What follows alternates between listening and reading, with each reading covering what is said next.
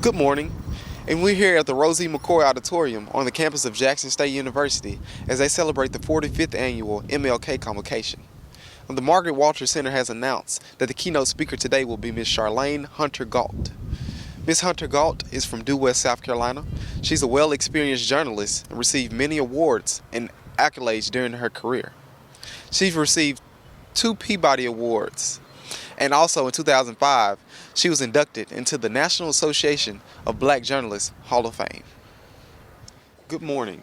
I'm here at the 45th Annual MLK Convocation on the campus of Jackson State University with our keynote speaker, Ms. Charlayne Hunter-Gault. How are you doing this morning, Ms. Gault? I'm doing very well, thank you. You and another student named Hamilton Holmes were the first 2 students enrolled in the University of Georgia. So can you tell me a little bit about that experience and what you guys went through? Well, actually, we were the first 2 African-American students because for 170-some years, all of the students had been white. And when we were seniors in high school, we were approached by some of the black leaders in Atlanta who believed that enough time had passed, too much time had passed since the 1954 Brown decision ruling segregation illegal. And so we decided that we would test that ruling, but for real. I mean, Hamilton wanted to be a doctor. University of Georgia had the best medical preparation and laboratories, and I wanted to be a journalist, and they had a journalism school. So it took a year and a half, but finally we won our court case against the state of Georgia, and on January 9th, 1961, we walked onto the campus as its first 2 African-American students. That is amazing. Can you tell me what exactly influenced your decision on becoming a journalist? Well, many years ago, my grandmother was an inveterate reader, and she read newspapers every day, and she liked the news, and she liked the sports pages. She was a big wrestling fan.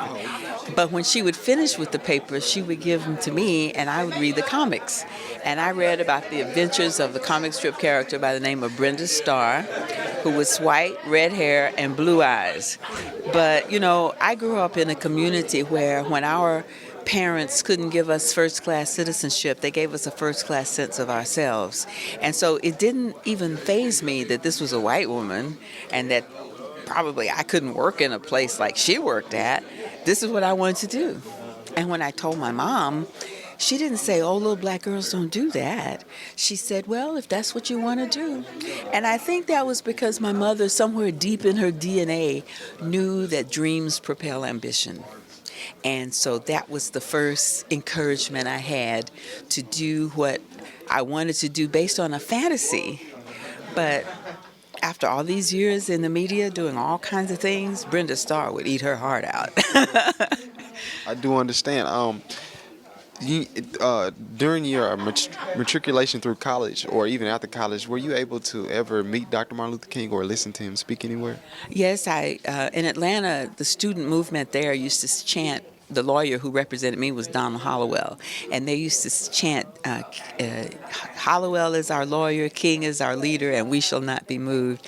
And I met him one day on a famous street where there was so many prosperous black businesses. It was Auburn Avenue, but because of the black businesses, successful black businesses on the street, they called it Sweet Auburn.